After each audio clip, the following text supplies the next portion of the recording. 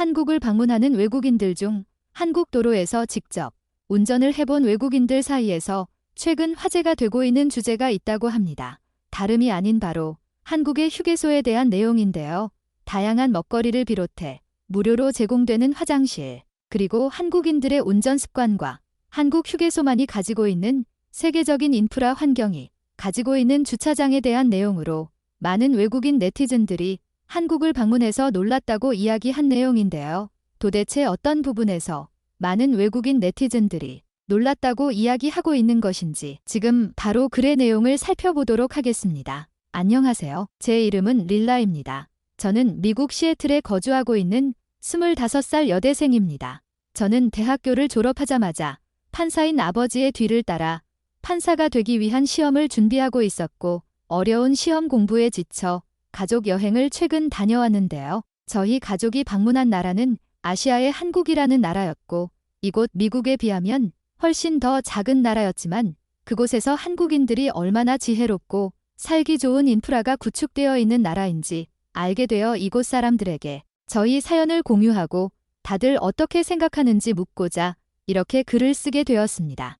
저희 가족은 한국의 치안이나 대중교통 인프라를 잘 몰라서 한국에서 자동차를 렌트해서 자가용으로 직접 운전하며 한국 여행을 하게 되었는데요. 한국 자동차는 미국보다는 작았지만 전반적으로 긴 세단들이 많았고, 저희가 렌트한 한국 자동차 또한 미국에서 자주 보이던 모델이라 큰 문제 없이 한국에서의 여행에 첫 시작을 할 수 있었습니다.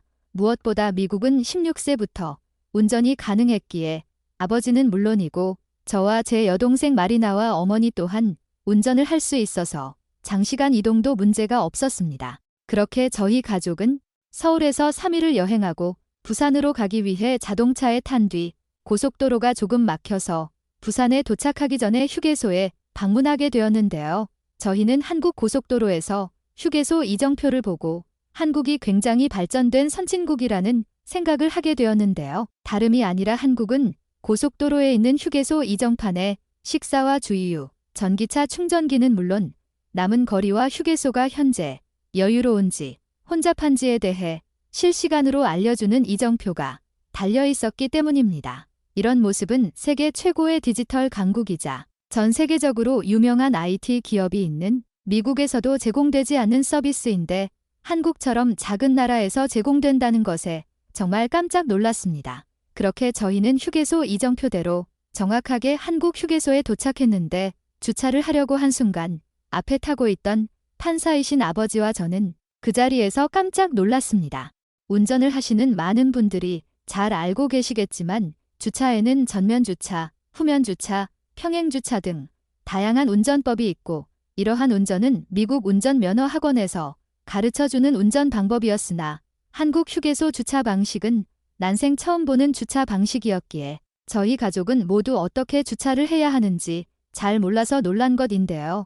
미국은 주차장이 넓은 곳이 많다 보니 전면 주차가 대부분이고 실제로 후면 주차를 하는 사람들이 별로 없을 정도지만, 한국은 생각보다 고속도로 주차장이 좁은 편이어서 사선으로 주차를 해야 했고, 나중에 알게 된 사실이지만 사선 주차를 하게 되면 주차하기도 편하고 차량을 빼기도 편해서 차량의 회전율을 과학적으로 높이기 위한 한국인들의 지혜를 보고 한국이 가지고 있는 인프라는 정말 대단하다는 생각을 하게 되었습니다. 그렇게 저희는 주차를 끝마치고 한국 휴게소에서 마치 코스트코와도 같은 엄청난 규모의 식당들을 보게 되었고, 미국보다 더 맛있는 핫도그를 먹으며 부산까지 무사히 도착해 한국 여행을 마무리할 수 있었는데요.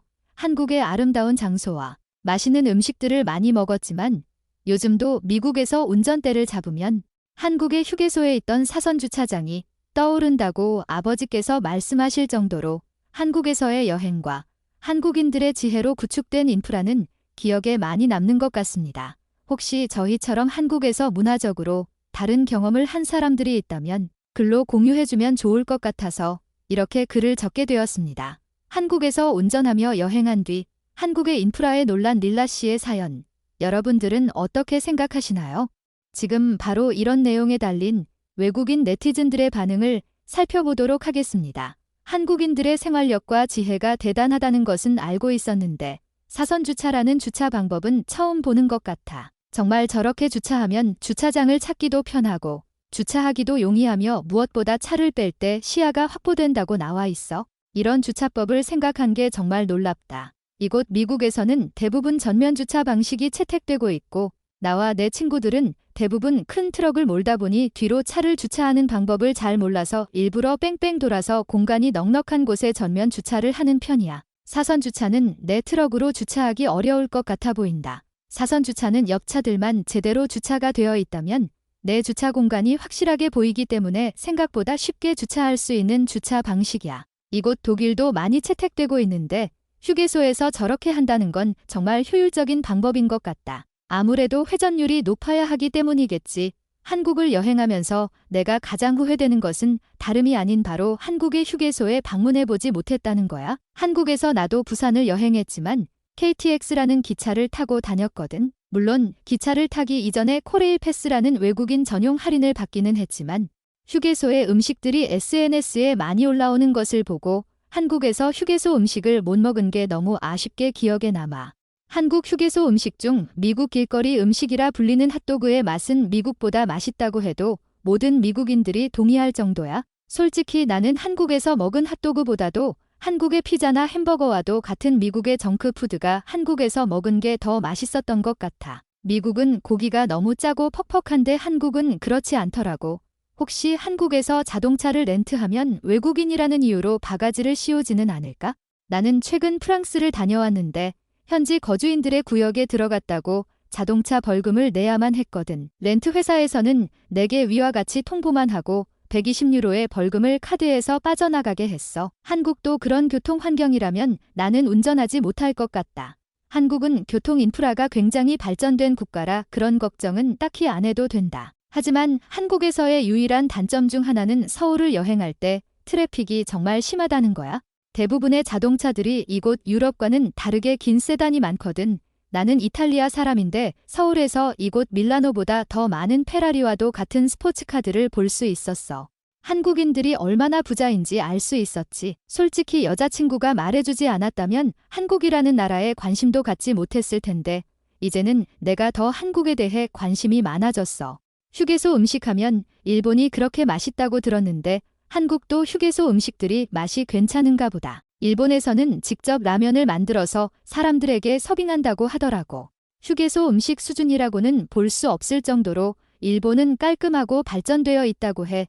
일본은 일본 나름의 느낌이 있는데 한국은 휴게소에 정말 없는 음식들이 없다고 할 수 있을 정도로 음식들의 종류가 다양하고 전부 맛있어. 무엇보다 계산대가 없어서 놀랐는데 키오스크라는 기계를 통한 계산을 하게 되면 속도로 빠르고 요리사들은 요리에만 집중할 수 있는 환경이 구축되어서 돈을 만지지 않아도 되니 위생적으로도 깨끗해 보이더라. 외국인 네티즌들의 반응은 여기까지입니다.